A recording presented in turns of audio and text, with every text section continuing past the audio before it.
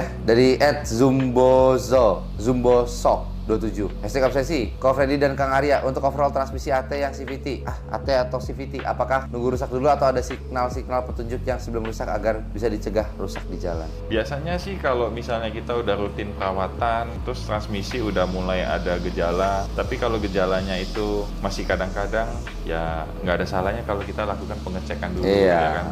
Cuma masalahnya kalau kadang-kadang itu begitu nyampe ke bengkel, Masalahnya nggak ada. masalahnya nggak muncul. Iya. Nah, kadang itu jadi problem. Kita pun di sini kadang kesulitan kalau misalnya datang ke sini mau ngecek problemnya pas nggak muncul. Iya. Lah kita mau saranin apa?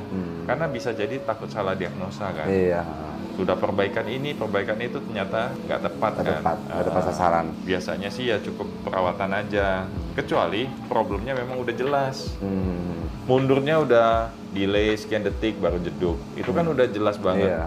Terus apalagi misalnya perpindahan giginya, contoh 2 ke 3 deh, RPM-nya ngelos dulu, baru masuk ke 3. Nah itu kan masalahnya udah jelas. Jadi setiap datang sini, pas kita tes pun langsung ketahuan. Nah, berarti kita bisa saranin untuk apa. Nah itu memang harus untuk perbaikan. Contohnya begitu. Kalau misalnya masalahnya kadang-kadang timbul, kadang enggak, ya kita juga kadang bingung ya. Tapi ada beberapa kasus yang nunggu rusak dulu baru diperbaiki ada.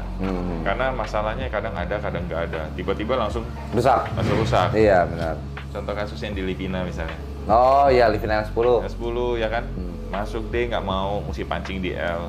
Oke. Tapi begitu nyampe sini kan mobil panas. Masuk D ya jalan-jalan aja pas panas ya kan. Kadang ya itulah, ada beberapa kasus yang memang rusak baru harus diperbaiki. Sinyalnya itu ya sebenarnya sinyalnya ya itu tadi, kalau misalnya tuas masuk gigi aja jeduk atau dingin masuk D nggak jalan, itu kan sebenarnya sudah sinyal-sinyal kan. Terus kalau misalnya pindah gigi pun udah nggak halus, nah, ada cerita selip-selipnya dulu baru masuk gigi, nah itu udah petunjuk sebenarnya kan.